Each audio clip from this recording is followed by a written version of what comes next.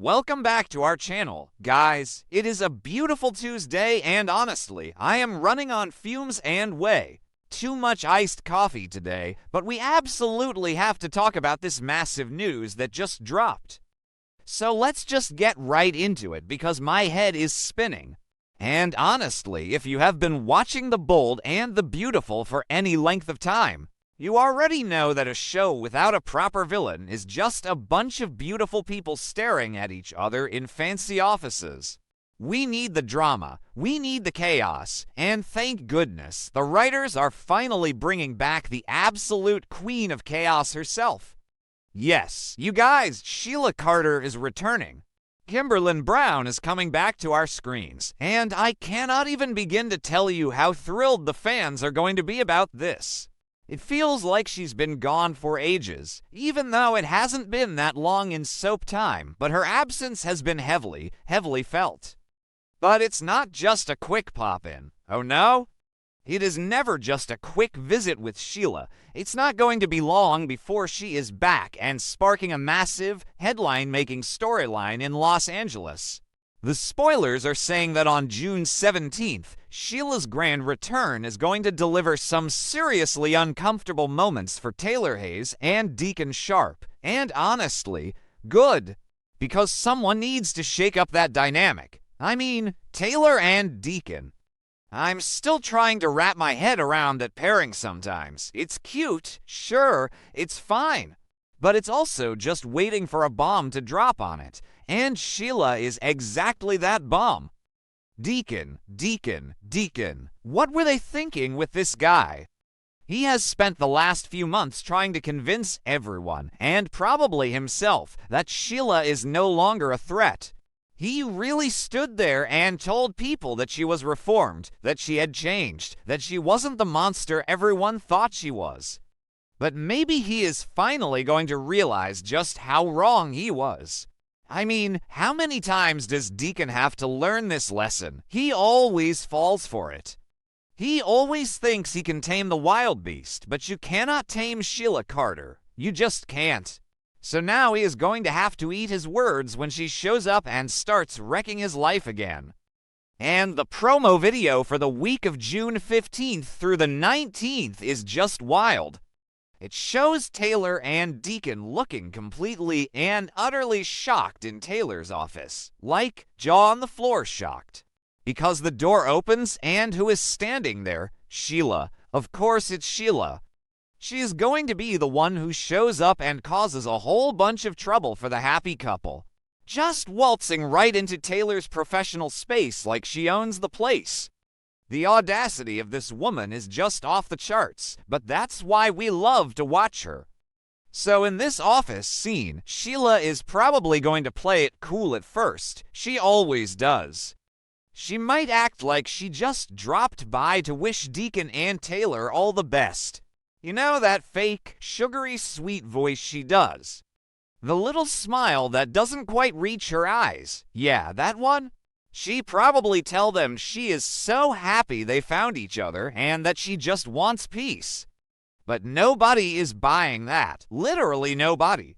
Not Taylor, not Deacon, and definitely not us watching at home. And sure enough, the spoilers tell us that her true motives are going to be fully revealed in the June 18th episode. Maybe Sheila is going to confide in someone about the real reason she is reconnecting with Taylor and Deacon. She needs a sounding board. She needs someone to vent to. And this is where things get really interesting. Because we know Sheila has a mysterious new roommate. And if that roommate turns out to be Remy Price, oh my gosh, you guys, think about it. Remy Price listening to Sheila's crazy schemes and sympathizing with her. That would be the most chaotic, toxic, amazing roommate duo in the history of Los Angeles.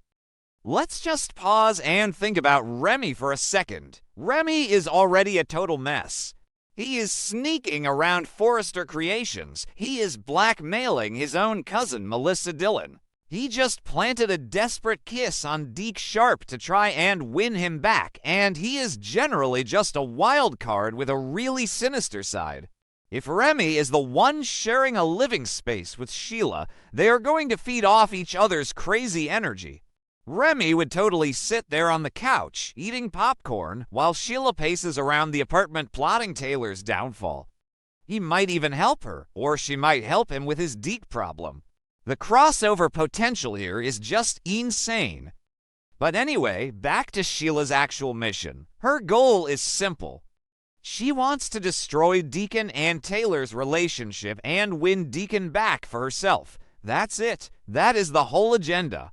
Because Sheila does not like to lose, ever. And she especially does not like to lose to Taylor Hayes. There is so much bad blood there, so much history, so much trauma. Sheila looks at Deacon and thinks, that is my man, and she is going to do whatever it takes to get him back.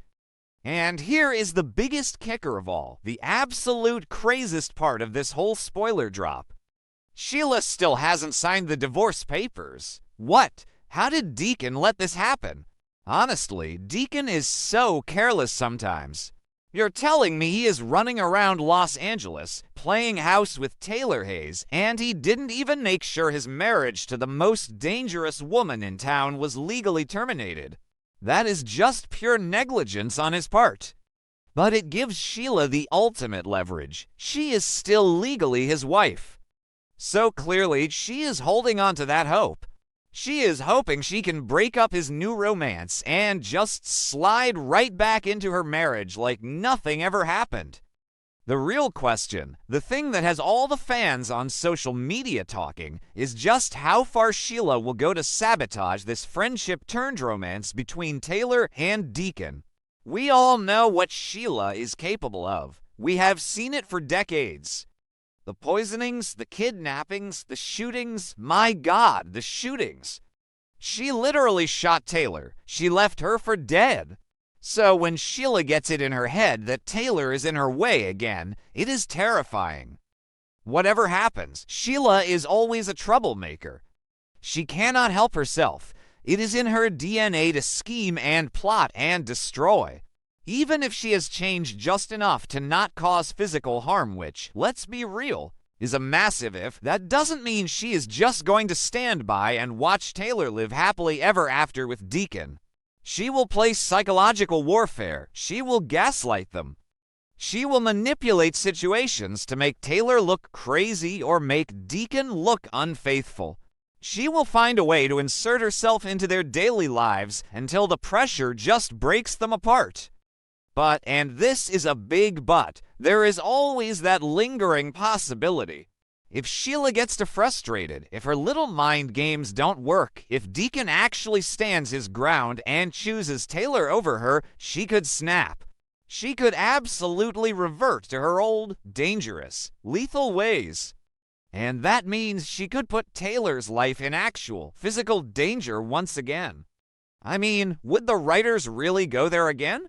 Would Brad Bell really have Sheila pull a gun on Taylor for the 100th time? Maybe. Honestly, maybe. It brings the ratings. It brings the drama. I kind of second-guess myself sometimes when I think about Sheila. Like, maybe I am being too harsh. Maybe the writers actually want to give her a redemption arc this time.